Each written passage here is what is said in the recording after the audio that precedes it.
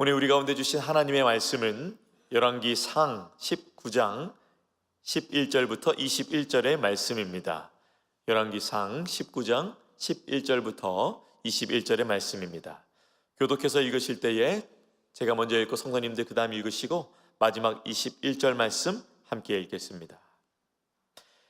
여호와께서 이르시되 너는 나가서 여호와 앞에서 산에 서라 하시더니 여호와께서 지나가시는데 여호와 앞에 크고 강한 바람이 산을 가르고 바위를 부수나 바람 가운데에 여호와께서 계시지 아니하며 바람 후에 지진이 있으나 지진 가운데에도 여호와께서 계시지 아니하며 또 지진 후에 불이 있으나 불 가운데에도 여호와께서 계시지 아니하더니 불 후에 세면 소리가 있는지라. 엘리야가 듣고 겉옷으로 얼굴을 가리고 나가 굴 어귀의 섬에 소리가 그에게 임하여 이르시되 엘리야야 내가 어찌하여 여기 있느냐. 그가 대답하되 내가 만군의 하나님 여호와께 열심히 유별하오니 이는 이스라엘 자손이 주의 언약을 버리고 주의 제단을 헐며 칼로 주의 선지자들을 죽였음이오며 오직 나만 남았거늘 그들이 내 생명을 찾아 빼앗으려 하나이다. 여호와께서 그에게 이르시되 너는 내 길을 돌이켜 광야를 통하여 다메섹에 가서 이르거든 하사엘에게 기름을 부어 아람의 왕이 되게 하고 너는 또 님시의 아들 예후에게 기름을 부어 이스라엘의 왕이 되게 하고 또 아벨무홀라 사밧의 아들 엘리사에게 기름을 부어 너를 대신하여 선지자가 되게 하라. 하사엘의 칼에 피하는 자를 예후가 죽일 것이요 예후의 칼에 피하는 자를 엘리사가 죽이리라. 그러나 내가 이스라엘 가운데 7,000명을 남기리니 다 바알에게 무릎을 꿇지 아니하고 다 바알에게 입맞추지 아니한 자니라. 엘리야가 거기서 떠나 사밧의 아들 엘리사를 만나니 그가 12겨리소를 앞세우고 밭을 가는데 자기는 12째 겨리소와 함께 있더라.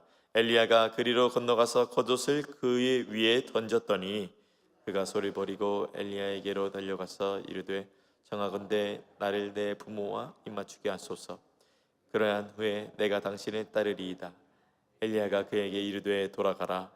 내가 내게 어떻게 행하였느냐 하니라. 다 함께 엘리사가 그를 떠나 돌아가서 한 겨리소를 가져다가 잡고 소의 기구를 불살라 그 고기를 삶아 백성에게 주어 먹게 하고 일어나 엘리야를 따르며 수종 들었더라. 아멘. 우리가 하나님께서 주신 사명의 길을 가다가 때로는 낙심이 될 때, 의심이 될 때가 있습니다. 하나님 잘 믿고 정직하게 했는데 관계가 어그러지는 경우도 있고 또 사업이 잘 되지 않는 경우도 있고 또 하나님 말씀대로 순종했는데 더 손해보는 것 같은 그런 느낌이 들 때가 있습니다. 그럴 때는 느낌에만 머무는 것이 아니라 이것이 또 생각 가운데 영향을 끼쳐서 마음을 낙심하게 되어집니다. 하나님께서 하라고 하시는 대로 했는데 왜 이렇게 됐을까? 혹시 하나님이 틀리신 것은 아닐까? 그런 의심이 되고 낙심이 될 때도 있습니다. 오늘 본문의 엘리야가 이런 상황에 놓이게 됩니다. 여러분들께서도 잘 아시다시피 엘리야는 하나님에 대한 열심이 특심이었습니다.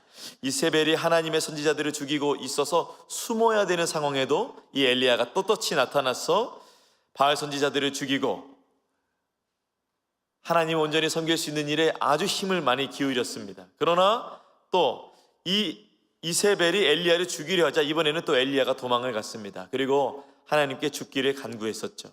그러자 하나님께서는 천사를 통하여서 먹이셨고 또 친히 나타나 주셨습니다. 오늘 본문은 하나님께서 엘리야에게 두 번째로 이제 질문하시는 장면입니다.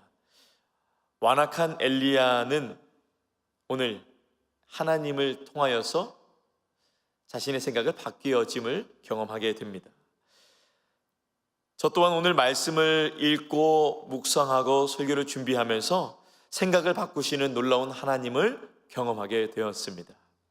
이전에 있었던 부정적인 생각들, 의심이 들었던 생각들이 제 안에 없는 줄 알았는데 또 어느 부분에서는 또 이렇게 자라나고 있음을 저도 말씀을 통해 보게 되었던 것입니다.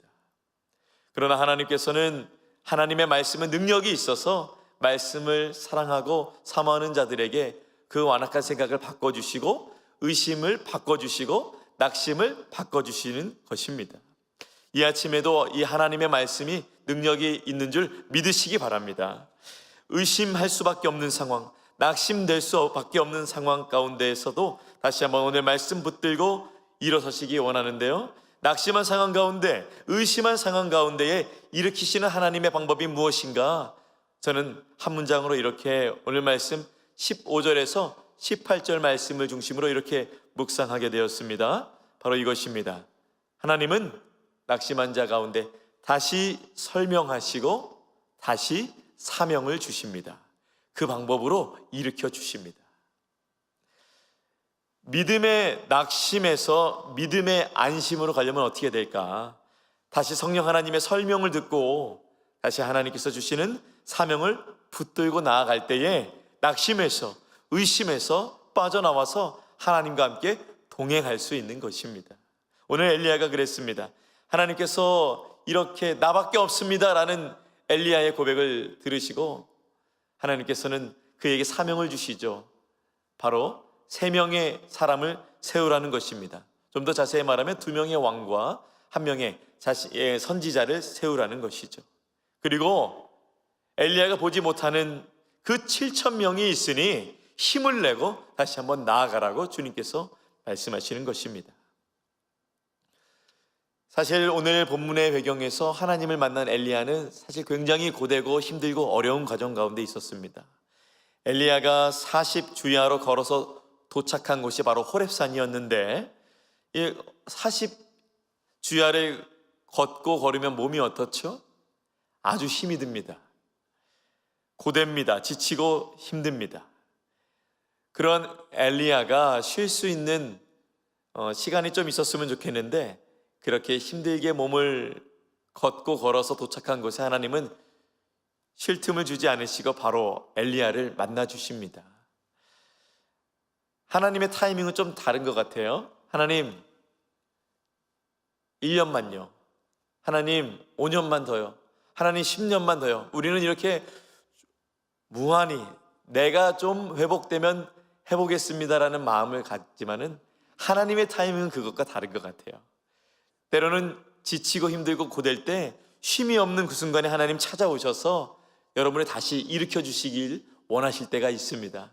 그때 주저마시고 주님 손잡고 벌떡 일어나시는 여러분이 되시기를 간절히 소망합니다.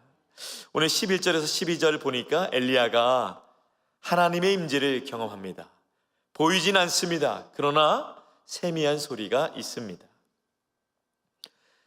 13절에서 18절은 엘리야와 하나님과의 대화가 있습니다. 하나님이 물으십니다. 내가 어찌하여 여기 있느냐? 내가 어찌하여 여기 있느냐?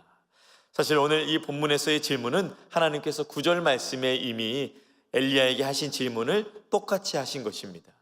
그런데 놀라운 사실은 엘리야 역시 똑같이 대답을 했습니다. 제가 이 부분을 읽어드리겠습니다. 열왕기상 19장 14절 말씀입니다. 그가 대답하되 내가 만군의 하나님 여호와께 열심히 유별하오니 이는 이스라엘 자손이 주의 언약을 버리고 주의 제단을 헐며 칼로 주의 선지자들을 죽였음이오며 오직 나만 남았거늘 그들이 내 생명을 찾아 빼앗으려 하나이다. 이 무슨 말인가요? 이스라엘 자손들이 다른 선지자들을 죽였듯이 나도 죽을 것 같다라는 것입니다. 그의 부정적인 해석이 어제 읽으셨던 본문과 동일하게 오늘 똑같은 질문을 주님께서 하시는데 변함이 없이 똑같이 부정적으로 반응하는 모습을 볼 수가 있습니다. 엘리야의 대답을 통해서 그의 완악함을 보게 됩니다. 그리고 우리는 본문을 통해서 우리의 완악함도 보게 됩니다. 하나님께서 바꾸려고 해도 하나님께서 변화시키려 해도 이 도통 변하지 않고 완악하게 생각을 동일하게 부정적으로 붙들고 있는 우리의 모습이 참으로 엘리야의 모습 속에서도 보여지게 됩니다. 사실 엘리야는 이렇게 고백할 사람이 아닙니다. 많은 기적을 경험했습니다. 하나님의 능력을 본인을 통하여서 능히 그것을 드러냈던 자입니다. 그리고 바알 선지자들을 상대했을 때도 대승리를 거뒀습니다. 그럼에도 불구하고 인간의 죄악된 본성은 이렇게 대답하죠. 주님, 안 됩니다. 주님, 죽겠습니다. 우리도 삶을 살아오면서, 그리고 더욱이 오늘 이 새벽에 제단 위에 나와서 또 이렇게 예배드리고 있는 여러분이 이민 생활 가운데 얼마나 하나님의 기적과 또 하나님의 보호하심과 하나님의 인도하심을 우리가 경험하였습니까? 아찔했던 것은 하나님께서 아름다움으로 바꿔주셨던 적도 있고, 놀랐던 것은 놀라움으로 바꿔주셨던 적도 있고, 믿음이 없었던 것은 믿음이 있음으로 바꿔주셨던 것을 우리가 이민 생활 가운데 경험했음에도 불구하고, 우리가 또 우리 눈앞에 마주한, 또 최근에 있었던, 과거에 있었던 사건들과 그러한 사람들을 생각해 볼 때는 주님, 안 됩니다. 주님, 죽겠습니다. 이렇게 고백하는 우리의 모습, 그리고 엘리야의 모습을 보게 됩니다. 그러나 하나님께서는 그러한 하나님의 사람을 포기하지 않으시고, 오늘 말씀해 보니까 하나님이 세미한 음성 가운데 말씀하시는 거예요. 그리고 하나님은 말씀하시면서 잘 이해가 안 되는 부분들, 잘 해석이 안 되는 부분들을 다시 한번 설명해 주시고, 다시 한번 그 하나님의 사람들에게, 귀한 성도들에게 다시 한번 일어설 수 있도록 주께서 이끌어 주시는 것입니다. 왜냐하면 하나님은 우리의 목자장이 되어주시기 때문이죠.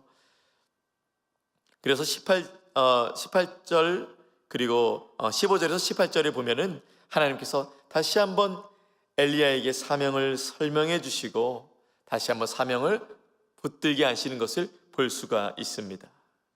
사명이 우리를 살게 합니다. 사명이 생명이 있게 합니다. 사명이 다시 걷게 합니다. 왜냐하면 그 사명에 주님이 홀로 보내지 않으시고 함께 보내셔서 성령 하나님과 동행하게 하셔서 우리에게 깨닫게 하시고 힘 주시고, 그리고 다시 끌고 나아가시기 때문에 사명이 있는 자는 주께서 함께 하심으로 다시 한번 그 모든 상황 가운데 일어설 수 있고 나아갈 수 있는 것입니다. 바울의 삶을 볼 때에도 얼마나 이분이 오해도 많이 받고, 그리고 얼마나 교회도 많이 세웠지만, 얼마나 우리가 바울 서신서를 보면 너무나 문제가 많잖아요. 근데 바울이 그럴 때마다 아마 이것을 생각했던 것입니다. 그의 고백이 이렇게 사도행전 20장 24절에 기록되었죠. 내가 달려갈 길과 주 예수께 받은 사명, 곧 하나님의 은혜의 복음을 증언하는 일에 마치려 하면은 나의 생명조차 조금도 귀한 것으로 여기지 아니하노라. 하나님께서 낙심한 엘리야가 계속 전진할 수 있도록 사명을 주십니다. 하사엘과 예후를 왕으로 세우고 엘리사를 선지자로 세우라는 것입니다. 게다가 바울에게 무릎 꿇지 않는 자가 7,000명이나 있다고 합니다. 엘리야가 아마 이 숫자를 듣고 깜짝 놀랐을 것입니다. 7,000명이나 있다고요? 나는 나 한 명밖에 못 봤는데. 한 명을 마련하셔서 하나님께서 귀한 사명을 감당케 하시는 것입니다. 하나님은 우리가 보지 못하는 것을 보시는 놀라우신 하나님이시며, 하나님은 우리가 알지 못한 것을 이미 알고 계신 전능하신 하나님이시며, 우리가 여기서 끝이야 라고 말할 때 하나님은 여기서 시작이야 라고 하시는 것입니다. 길의 끝에서 시작을 열어주시는 하나님, 그 하나님을 경험하는 이 아침이 되기를 간절히 축복합니다. 어제 제가 운전을 하는데 깜짝 놀랄 일이 생겼습니다. 아니 글쎄, 이렇게 악셀 페달을 밟는데 약간 자동차가 약간 쭉 가다가 잠깐 멈췄다가 다시 가는 거예요. 그래서 이상하다, 내가 약간 피곤한가? 그래서 이제 그 앞에 있는 전등판을 봤는데 보니까 제가 피곤한 게 아니라 앞에 빨간 불이 들어온 거예요. 그래서 제가 안 되겠다, 하나님 제발 바디샵 갈 때까지 이거를 좀 배러리가 떨어지지 않게 좀 도와주세요. 그런 마음으로 막 운전을 해서 갔어요. 막 신호가 왜 이렇게 파란불이 안 켜지는지 급할 때는 막 다 느려 보여요. 그렇죠? 간신히 이제 바디샵이 딱 이제 눈에 보이는데 그때 또 다시 한번 빨간불이 확 또 들어오는 거예요. 그래서 얼른 주차를 하고 바디샵에 들어가서 제 차에 배러리가 문제가 있으니 이거 좀 잘 좀 해주시기 바랍니다 하니까 이게 또 잘 바디샵에 맡기고 왔습니다.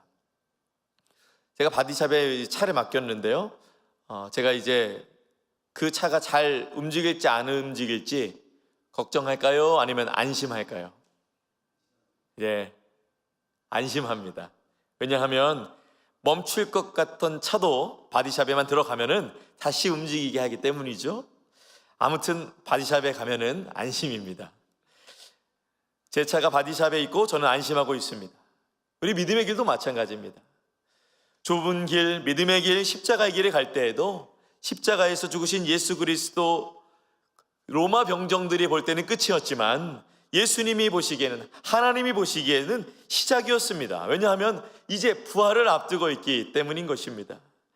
우리가 믿음의 길에 걸어갈 때 멈춰질 것 같은 상황, 끝날 것 같은 상황을 마주하게 됩니다. 그때 우리가 어떻게 해야 됩니까?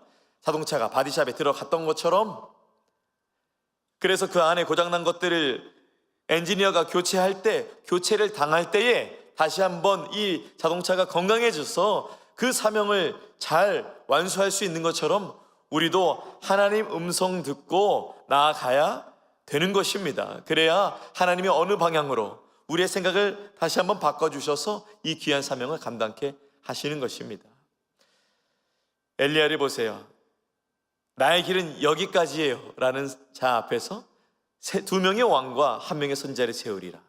나밖에 없어요 라는 자에게 7,000명이나 있다.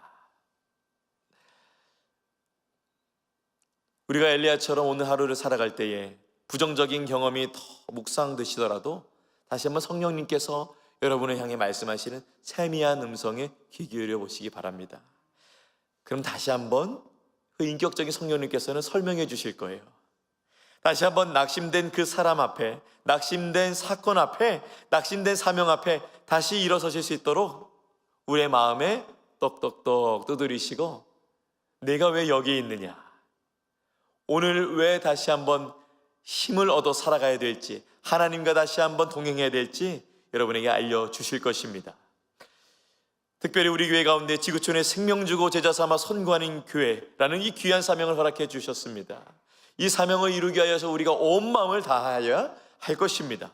그리고 여러분의 개인과 가정과 직장과 목장해 주신 사명도 있습니다. 그것 또한 우리가 그 사명 붙잡을 때에 낙심에서 안심으로, 안심이 되어서 사명을 붙잡는 게 아니라 기억하시기 바랍니다. 사명을 잡으면 그때 안심이 되어지는 것이오니 우리가 낙심에서 안심으로, 낭망에서 하나님을 앙망하는 여러분이 되기 위하여서 다시 한번 이 아침에 여러분과 또한 저에게 우리 가운데 주신 사명을 다시 한번 붙들고 나아가는, 그리고 그러한 자들이 경험할 수 있는 하나님의 복된 하루가 되기를 예수님의 이름으로 축원합니다.